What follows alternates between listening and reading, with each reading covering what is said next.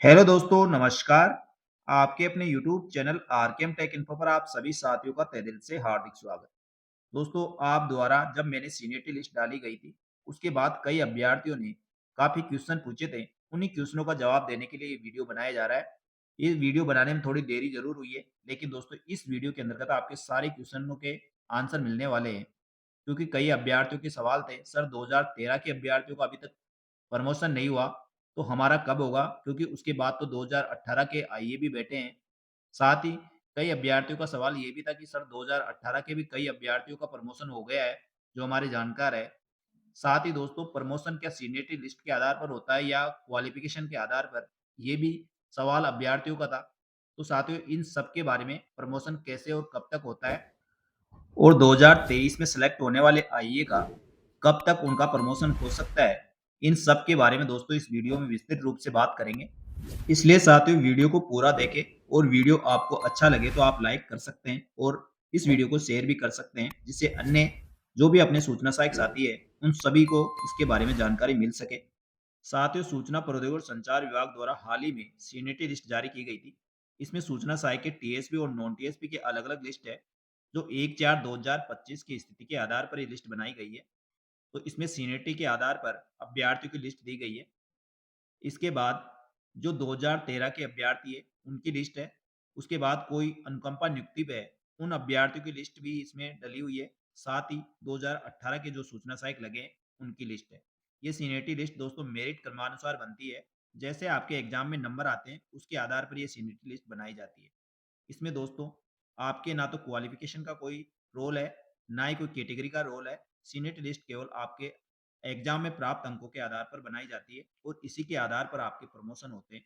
तो दोस्तों प्रमोशन के बारे में कई अभ्यर्थी पूछ रहे थे, सर सूचना सहायक में तो 5 साल 6 साल में प्रमोशन हो जाते हैं, तो वही स्थिति आपको ये बताने के लिए वीडियो बनाया जा रहा है। दोस्तों सूचना सहायक भर्ती 2013 में जो अभ्यर्थी भर्ती हुए थे, उसमें से लगभग 4500 अभ्यर्थियों की लगभग टोटल भर्ती हुई थी, जिसमें से अभी तक भी 1500 से ज़्यादा अभ्यर्थी है जिनका प्रमोशन नहीं हुआ है। वो लिस्ट आप ये देख सकते हैं। दोस्तों इस लिस्ट में देखिए ये सब 2013 के अभ्यर्थी है और आप देखते जाइए कितने अभ्यर्थी अभी भी बचे हैं जो प्रमोशन का इंतजार कर रहे हैं। अभी ये सूचना सहायक ही है, इनका प्रमोशन असिस्टेंट प्रोग्रामर पर भी नहीं हुआ है और आगामी 5-7 साल में भी इनका प्रमोशन होना मुश्किल है।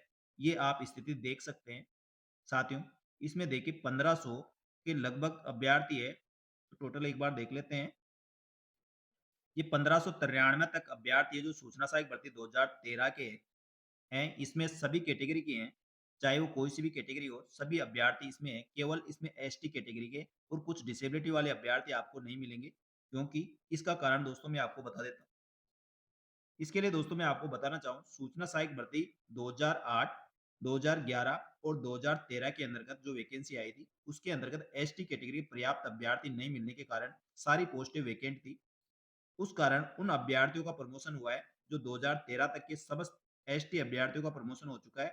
साथ ही जो डिसेबिलिटी वाले अभ्यर्थी चाहे वो कोई सी भी कैटेगरी के हो, उनका प्रमोशन हो चुका है। उसके बाद देखिए दोस्तों आगे इसमें कुछ अनुकंपा नियुक्ति वाले अभ्यर्थियों का नाम है और उसके बाद 1598 से आपके 2018 के अभ्यर्थियों का मेरिट लिस्ट शुरू हो गई है। तो ये मेरिट लिस्ट 2018 के अभ्यर्थी है, 1593 अभ्यर्थी 2013 तक के हैं और उसके आगे जो बचे हुए हैं वह 2018 के अभ्यर्थी है। तो इस प्रकार टोटल दोस्तों अभी सूचना सहायक के जो नॉन टीएसपी के अभ्यर्थी है वह 2630 है। साथियों ये लिस्ट टीएसपी क्षेत्र के अभ्यर्थियों की है जो टीएसपी के सूचना सहायक है। इसमें टोटल 63 अभ्यर्थियों का नाम है, यानी 63 अभ्यर्थियों की सीनियरिटी लिस्ट है। तो इसके अंतर्गत आप देख रहे होंगे 2018 से जो अभ्यर्थी है उन्हीं सूचना सहायकों का नाम है। तो 2013 वालों का क्या हुआ, तो साथियों 2013 में जो भी भर्ती हुए थे उन सभी का प्रमोशन टीएसपी में हो चुका है। क्योंकि 2013 में जब भर्ती आई थी उसमें टीएसपी और नॉन टीएसपी अलग अलग नहीं हुआ करता था। उस समय कॉमन भर्ती हुई थी और मेरिट के आधार पर ही पोस्टिंग दी गई थी। अब उसमें से दोस्तों 2017-18 के लगभग हमसे ऑप्शन फॉर्म भरवाया गया था कि आप टीएसपी में रहना चाहते हैं या नॉन टीएसपी में। तब जाके दोस्तों इसका अलग-अलग डिवाइडेशन किया गया था। कुछ अभ्यर्थी जो टीएसपी में रहना चाहते हैं वो टीएसपी में चले गए थे और नॉन टीएसपी वाले अभ्यर्थी नॉन टीएसपी में आ गए थे।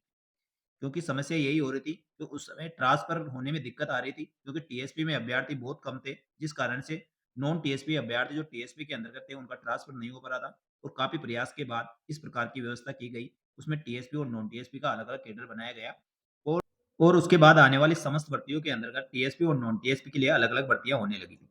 तो इस प्रकार 2013 में जो भी भर्ती में सूचना सहायक टीएसपी के अंतर्गत है, उन सबका प्रमोशन हो चुका है। इसमें दोस्तों टीएसपी के केवल 63 अभ्यर्थी है, जो 2018 के अभ्यर्थी हैं।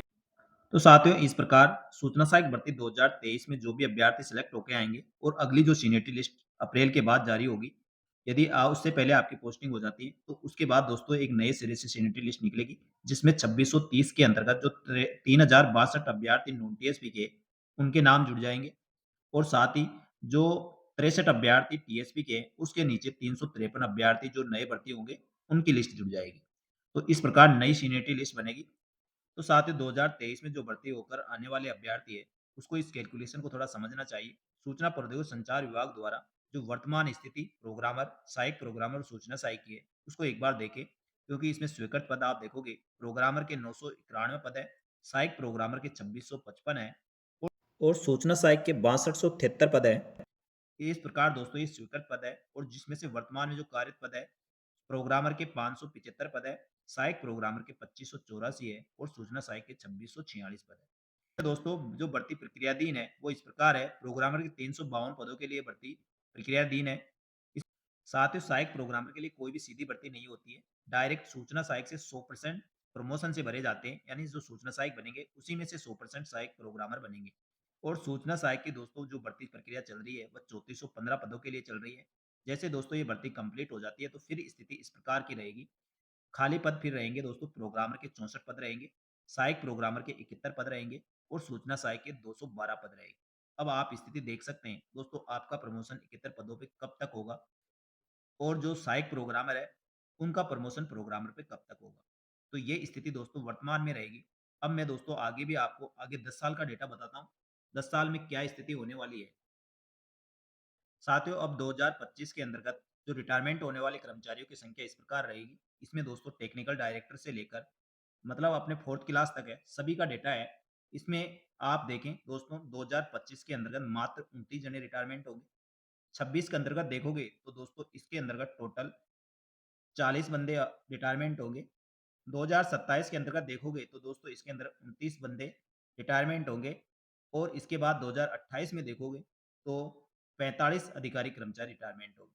इसी प्रकार दोस्तों 2029 में देखिए, 29 में केवल 37 अधिकारी कर्मचारी रिटायरमेंट होने वाले हैं। 30 के अंतर्गत देखोगे तो इसके अंतर्गत 28 अधिकारी कर्मचारी रिटायरमेंट होने वाले हैं। इसी प्रकार 31 के अंतर्गत देखिए, 2031 के अंतर्गत 29 अधिकारी कर्मचारी रिटायरमेंट होने वाले हैं। साथ ही 2032 के अंतर्गत देखोगे तो मात्र 17 अधिकारी कर्मचारी रिटायरमेंट होने वाले हैं। इसी प्रकार 2033 की बात करोगे तो मात्र 6 अधिकारी कर्मचारी रिटायरमेंट होंगे। 2034 की बात करोगे तो 2034 में मात्र 20 अधिकारी कर्मचारी रिटायरमेंट हो गए। 2035 की बात करोगे तो 36 अधिकारी कर्मचारी रिटायरमेंट हो गए। 2036 में देखते तो मात्र 38 अधिकारी कर्मचारी रिटायरमेंट होने वाले हैं। इसी प्रकार 2037 में देखिए तो मात्र 64 अधिकारी कर्मचारी रिटायरमेंट होंगे। 2038 की बात करें तो 86 अधिकारी कर्मचारी रिटायरमेंट होने वाले हैं। इसके बाद 2039 की बात करते हैं तो इसके अंतर्गत जो अधिकारी कर्मचारी रिटायरमेंट होंगे 125 होंगे और 2040 की बात करते हैं तो इसके अंतर्गत देखिए 137 अधिकारी कर्मचारी रिटायरमेंट होंगे। तो आपने देखा दोस्तों 2025 से लेकर 2040 तक, 2025 से लेकर 2040 तक यानी 15 साल के अंतर्गत आप देखिए कितने से अधिकारी कर्मचारी रिटायरमेंट हो रहे हैं। इस प्रकार दोस्तों 2040 तक आप देखोगे 2025 से लेकर 2040 तक तो मात्र 766 अधिकारी कर्मचारी रिटायरमेंट हो गए। तो आप देखिए प्रमोशन की स्थिति क्या रहने वाली है। साथ ही 2045 तक आप देखते हैं तो टोटल 1759 अधिकारी कर्मचारी रिटायरमेंट होने वाले हैं। लेकिन दोस्तों 2040 के बाद थोड़ी स्पीड बढ़ेगी और आप देखिए 5 साल के अंतर्गत लगभग 1000 अधिकारी कर्मचारी रिटायरमेंट होने वाले हैं। इसका कारण दोस्तों मैं बता देता हूँ, रिटायरमेंट 2045 के बाद इतनी स्पीड से कैसे होंगे। उसके लिए मैं आपको बताना चाहूँगा 2013 में जब भर्ती आई, 2013 के अंतर्गत भर्ती आईए की भी आई है। उसके बाद 2013 में आपके एसीपी की भी आई है और 2013-14 में प्रोग्रामर की भर्ती भी आई थी। तो साथियों इसका कारण ये है, इसमें समस्त अभ्यर्थी जो भी सिलेक्ट हुए हैं वह सारे हम उम्र है, यानी एक एज के लगभग 1980 से लेकर 1991-92 तक के अधिकारी कर्मचारी सिलेक्टेड है। एसीपी में हो, चाहे प्रोग्रामर में हो, चाहे आईए में हो। तो उन सबका रिटायरमेंट दोस्तों 2040 के बाद शुरू हो जाता है, जो 2052-53 तक रहेगा। 2052-53 तक 2013 में चयनित अधिकारी कर्मचारी रिटायरमेंट हो जाएँगे और उसके बाद दोस्तों 2057-58 तक 2018 के सारे जो भी सूचना सहायक बने हैं, वह समस्त अभ्यर्थी लगभग रिटायरमेंट हो जाएँगे। तो साथियों मैंने ये जो डेटा बताया है, उससे आपको मोटा-मोटा अनुमान लग गया होगा। 2023 की भर्ती में चयनित होने वाले अभ्यर्थियों का प्रमोशन कितने साल में हो सकता है और अब तक दोस्तों सूचना सहायक से सहायक प्रोग्रामर प्रमोशन हुआ है, चाहे सहायक प्रोग्रामर से प्रोग्रामर के पद पे और प्रोग्रामर का एसीपी और एसीपी का एडी, टीडी जहाँ तक भी प्रमोशन हुए, अधिकतर सारी पोस्टों पर प्रमोशन नई पोस्टें क्रिएट होने से हुए हैं। और आप मान के चलिए सूचना सहायक के लगभग 6900 पद थे, उनको कम करके अब लगभग 6200 पद कर दिए, यानी 700-800 पद तो डायरेक्ट सूचना सहायक से सहायक प्रोग्रामर के लिए पोस्टों की कटौती करते हुए सहायक प्रोग्रामर के पद बढ़ाए थे, जिस कारण से सूचना सहायक से सहायक प्रोग्रामर के प्रमोशन हुए। साथ ही कुछ नई पोस्टें क्रिएट की गई थी, उस कारण से समस्त अधिकारी कर्मचारियों के प्रमोशन हुए। अब आगे भी दोस्तों जब तक नई पोस्टें क्रिएट नहीं होती है, तब तक प्रमोशन की संभावना बहुत कम रहेगी। जो आंकड़ा मैंने बता दिया आप देख लीजिए। इसलिए दोस्तों मैं आपको अब तक बोल रहा था, सूचना सहायक भर्ती में सिलेक्ट होकर जो अभ्यर्थी आएँगे, उनको संतुष्ट रहना चाहिए, जो मेरे को नौकरी मिल रही है, वह अच्छी है, चाहे इसमें प्रमोशन हो या नहीं हो, बाद में आके पछताना ना पड़े।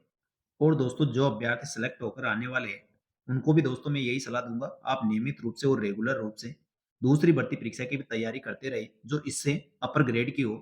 क्योंकि दोस्तों सूचना प्रौद्योगिकी और संचार विभाग एक नया डिपार्टमेंट है और सारे अधिकारी कर्मचारी भी इसमें नए होने के कारण रिटायरमेंट ना के बराबर हो रहे हैं, जिससे नीचे वाले अभ्यर्थियों के प्रमोशन में थोड़ी दिक्कत हो रही है। लेकिन दोस्तों ये 2040 के बाद रिटायरमेंट होने वाले कर्मचारियों का आंकड़ा बढ़ जाएगा। तो उसके बाद दोस्तों आपके प्रमोशन के फुल चांस रहेंगे और आगे जो 10 से 15 साल होंगे, उसमें काफ़ी अच्छे प्रमोशन होने वाले हैं। तो साथियों मेरे द्वारा दी गई जानकारी आपको अच्छी लगी होगी। सारी डिटेल दोस्तों जो आपके क्वेश्चन थे, सारे सवालों के जवाब लगभग इसमें मिल गए होंगे। क्योंकि सूचना सहायक भर्ती 2023 में चयनित होने वाले अभ्यर्थी जो नए कर्मचारी होते हैं, उनके मन में काफ़ी सवाल होते हैं, काफ़ी प्रश्न होते हैं। और दोस्तों प्रमोशन को लेकर काफ़ी अभ्यर्थी काफ़ी समय से कमेंट कर रहे थे। उनका सारा विवरण दोस्तों मैंने इस वीडियो में बता दिया है। क्योंकि मैं यही कह रहा था दोस्तों इसमें प्रमोशन अभी बहुत स्लो है, लेकिन आगे 15-20 साल बाद में इसमें प्रमोशन अच्छे मिलेंगे। अभी की संभावना बहुत कम है। तो आप दोस्तों 10 से 12 साल, 15 साल इसमें इंतज़ार कर सकते हैं। तो आप अच्छी तरह से नौकरी करें। सूचना सहायक भर्ती में सिलेक्शन होने वाले अभ्यर्थियों को लास्ट में जाकर काफ़ी फ़ायदा मिलने वाला है। तो साथियों मेरे द्वारा दी गई जानकारी आपको अच्छी लगी तो वीडियो को लाइक ज़रूर करें और चैनल को सब्सक्राइब कर लें। आगे भी आपको सूचना सहायक के साथ ही समस्त भर्तियों की जानकारी इसी प्रकार मिलती रहेगी। तब तक के लिए धन्यवाद। जय हिंद, जय भारत।